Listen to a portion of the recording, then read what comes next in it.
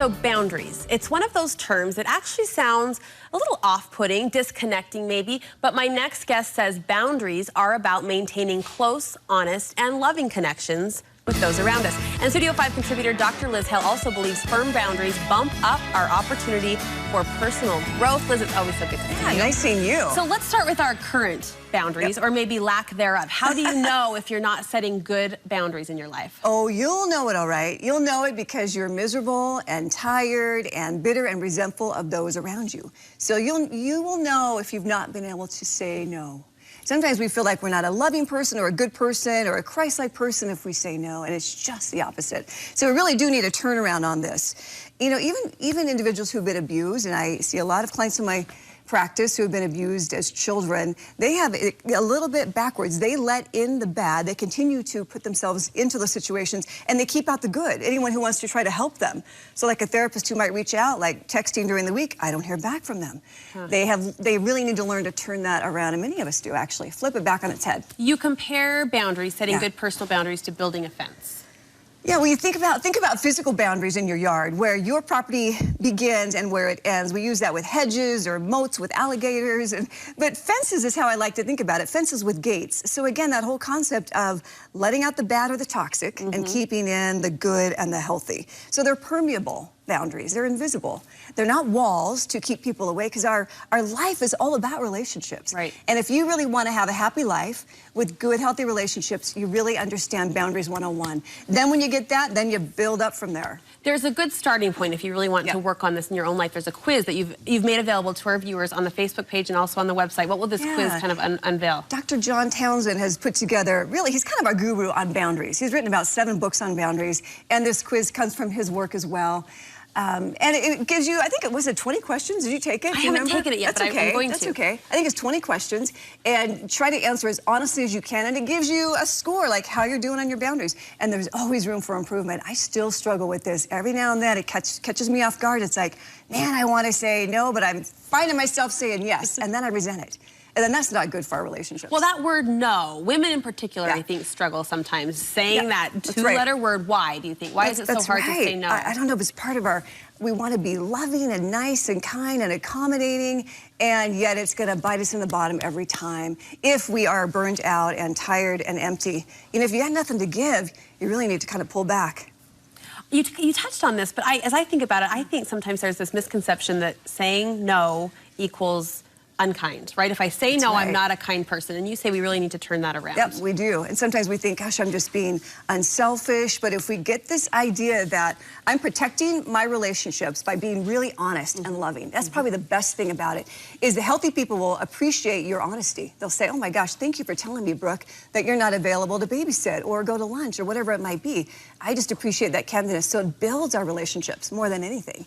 Now, the unhealthy people, you'll say no to someone who's not healthy, because they're kind of takers, and we all have those individuals in our lives, and they may be upset, and you just have to be firmer, even more so, with that individual. With that person. Yep, they won't be happy. Well, I love this phrase that you brought to our attention. Healthy people hurt, but don't harm others. Explain that. Yeah, you know, we're going to disrupt things anytime we say no, right? We kind of disrupt the flow, and it's okay, but just remember that you're not harming anyone. You might be hurting them or disappointing them, but you're not harming them. It's a silly example, but Ben and I went to a restaurant recently when we were out of town, and I love their salmon, their grilled salmon, and my mouth was just watering for it.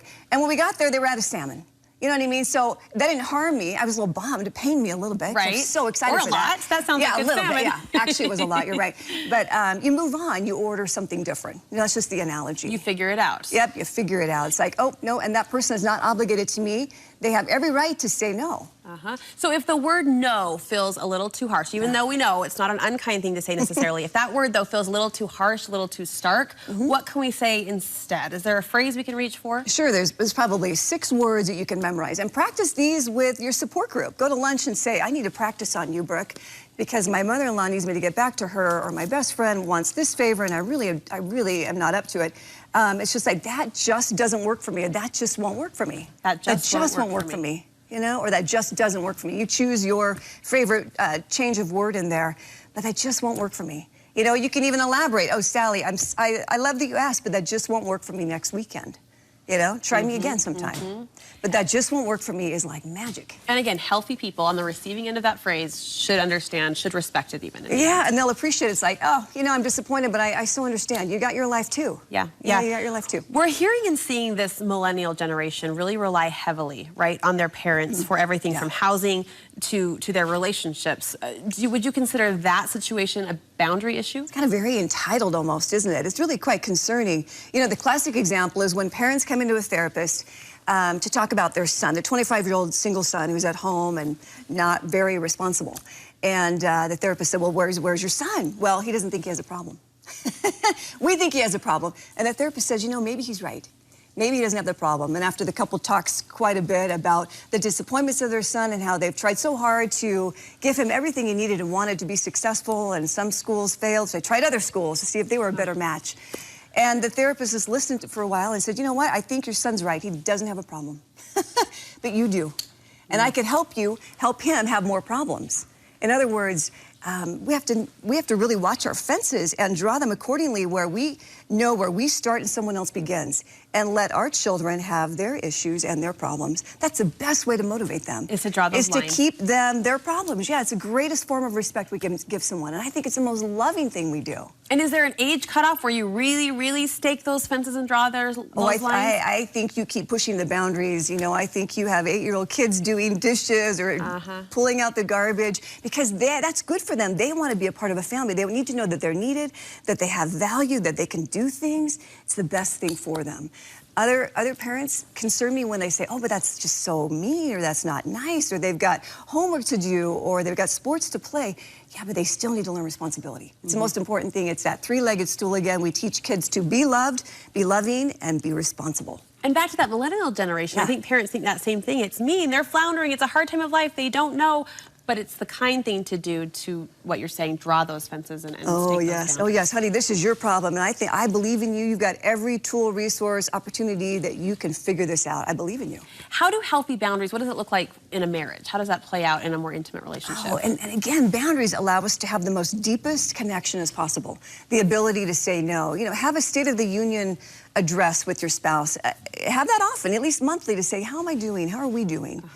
You know, I notice sometimes that I don't really say no to you, and then I kind of resent it. I don't think that's really good for us. And your partner might say, you know, I do the same thing. Let's talk more about that. Every month you get a chance to say, how are we really doing? Checking in. And I want to be able to say no and not have you resent me, and have it be okay. Ben and I brought up an issue last night. It was a conversation we were having, and I suddenly just felt very lonely in that conversation. So I used that word. I didn't even know what it meant. But it enabled us to kind of get unstuck and to talk about the real heart of the matter, the real truth of it. It's lonely when you stay on the surface. It's lonely when you're always saying yes and accommodating. Now, remember how we talked about sex? Always say yes to sex. I still kind of am firm about that. But it's okay to say no to other things. You're not there just to accommodate other people, even your mate. And we'll strengthen those relationships when you do so. Awesome conversation. Really insightful, as always. Yeah, Thank I love you the so book. much. I love the book Boundaries. I think it has boundaries and beyond, boundaries with teens, boundaries with difficult people, toxic people. It's all excellent. So a good source check if you're struggling in this area. I think so, yeah. Oh, we love you. Thank you so much. Love you too.